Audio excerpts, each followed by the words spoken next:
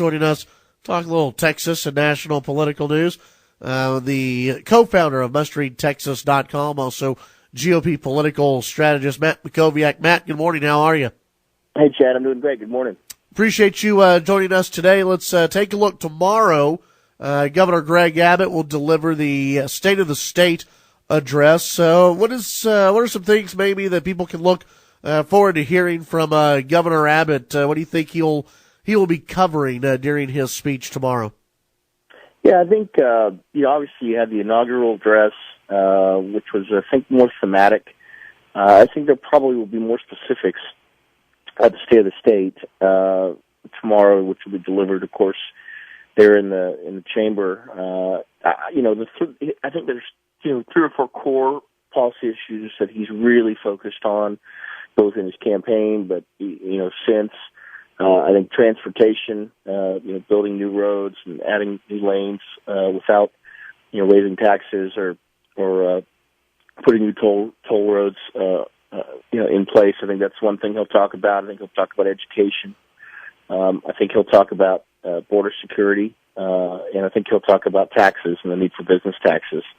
So I'm expecting, real specifics on those 4 things: what he wants to see this session, what he will and won't accept.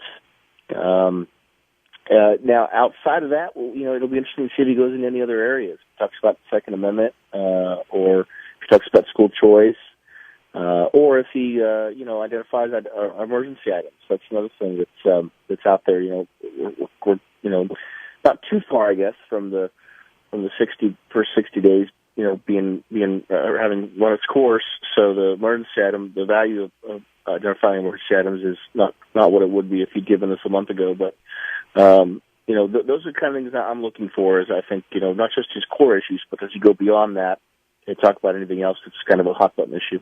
Everyone, of course, at least in the state, who's going to be writing about this will compare it to the speeches of Rick Perry and what Rick Perry had to say.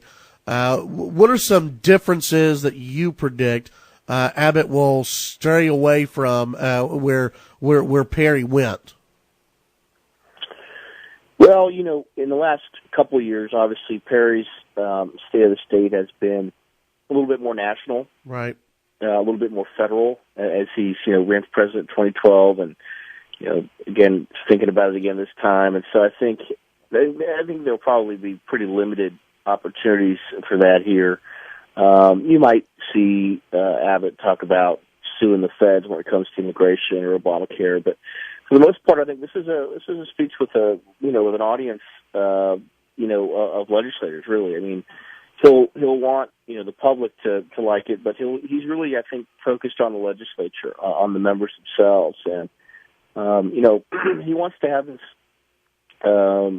really sort of set the tone for what he hopes is a very successful first session, where the big issues get dealt with, where the chances of a special session are reduced to as low as possible, where he can begin his first term really kind of firing on all cylinders. Yeah, well, and to what you've brought this up before here on the show, and others have as well, is that that one of the big differences between Abbott and Perry is that Abbott in these speeches and even in the inaugural, not throwing that red meat out there that you would hear from a Rick Perry or a Dan Patrick, lieutenant governor, but somebody who wants to work with everybody, wants to talk with everybody, and that's sort of been reflected in what we've heard from Democrats in the state, that they've actually been hearing things from the governor's office, and that they're pretty happy so far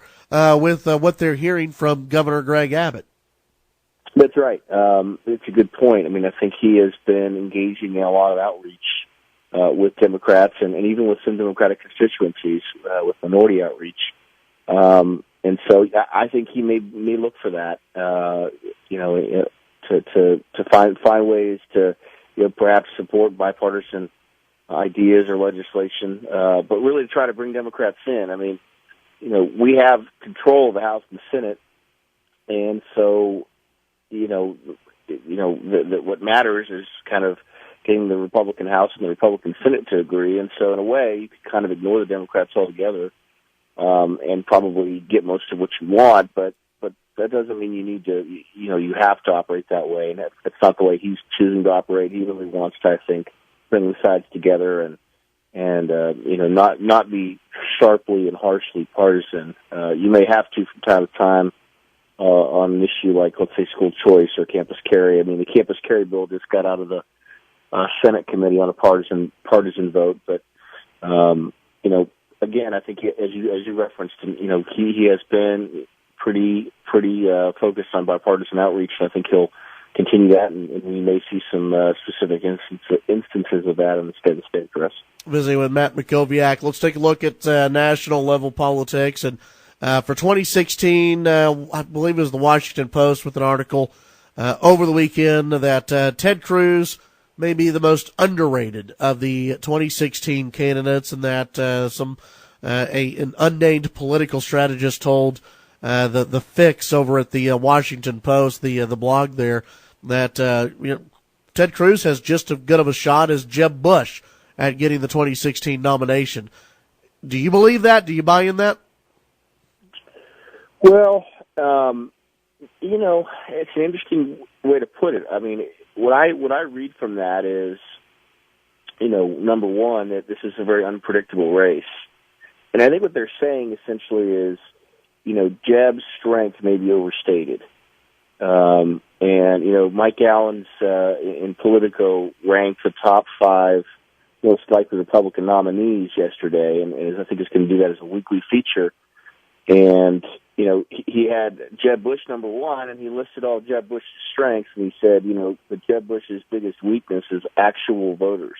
Yeah. So that was a funny way to put it, and I think that's true to a certain extent. We don't know what kind of really electoral strength Jeb Bush has at this stage. We know he's going to raise a lot of money. We know he's a smart guy. We know he has had a good record as governor. But in terms of, the dogs eating the dog food, we don't have a good sense for that right now. And, when it comes to Cruz, could he win Iowa? Absolutely. Could he be a very, very strong grassroots candidate?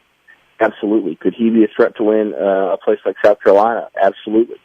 So I think that's really the point, is that, he's an excellent performer. He's got a base. He knows how to communicate to the base. And, he's not getting as much attention from a lot of the, pundits in the national press right now as others. His poll numbers in a lot of these states and nationally has been lower than I probably would have expected. But yeah, I would not, count him out completely. I think, he has a chance to be a real threat here, particularly in the early states of Iowa and South Carolina. You take a look at Rick Perry. He had quite a bit of news written about him as he was in New Hampshire over the weekend. He's not polling well nationally. Rick Perry isn't. But every story you read about Perry, he's getting people talking. There is that slight buzz about Rick Perry 2.0, if you want to call it that. The rebranding of Rick Perry. Is it crazy to think that Rick Perry actually has a shot here? I don't think it's crazy, no. And I think there's a number of reasons for that. Number one, the finance committee that he announced was very strong. And even Mark Halperin of Bloomberg News, probably one of the most respected national political reporters, said he thinks there's a chance Perry will raise more money in this campaign than anyone but Jeb Bush. And I think that was, conventional wisdom on that was not was more that Perry might have fundraising challenges as of a month ago. So that's potentially a game changer if he is able to really have success in fundraising. He's a very strong retail campaigner. He really likes retail campaigning. And if you look at states like Iowa and New Hampshire and South Carolina, they are almost all retail. They're small states with small media markets. They're not campaigns you're going to win on television. They're campaigns you're going to win in terms of retail. I also think that he's a little bit under the radar. Having run before, he's not the sort of, flashy, new toy, shiny new object. He is, someone who's run before, who people know. There's good and bad, but he's not going to get the same level, I think, of attention and inspection that a lot of these other candidates are going to get. And they're going to get treated harshly at times by the press, whereas Perry, I think, is going to ride below the surface a little bit. And so if he can just kind of, ride kind of there in the middle, kind of, in firing range a little bit, and just continue to sort of move up as others move down, and put himself in a position where he can really perform well in Iowa, win Iowa or finish a strong second or a strong third. I could see him going forward and winning South Carolina and being an acceptable conservative nominee to the base, but also someone the establishment is comfortable with as a former Republican Governors Association chairman and former candidate for president himself. Yeah, I think he's in a pretty good position, and his resume, you have to like that if you're a Republican out there. And you think the press is going to take on the Republicans? I mean, my goodness, it's not like Time Magazine would send anyone out to talk to Scott Walker's high school teacher about how he felt about evolution or anything. Right. My goodness. Yeah. I mean, what's interesting about this is, obviously they're bored by the Democratic field because there is really no field. And yes, look, I do think they're going to dig into the Clintons because the relationship between the Clintons and the press has never been strong, particularly with Hillary. But that phase really hasn't started yet, and so you have 10 or 12 Republicans. A lot of them are new, fresh faces, unproven, untested, unvetted.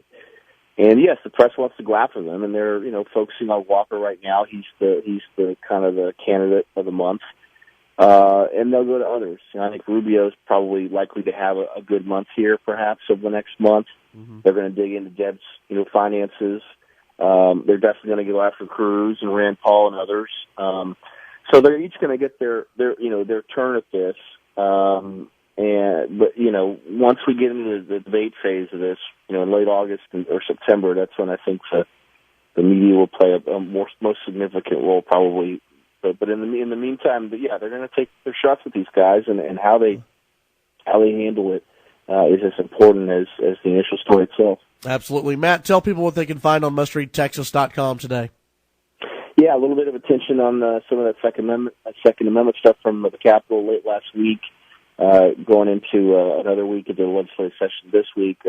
Capitol's closed today for the state holiday, but all the news in the legislature in 2016 with Perry, I think, in Iowa again today at mustreadtexas.com. All right. As always, Matt, thank you for your time.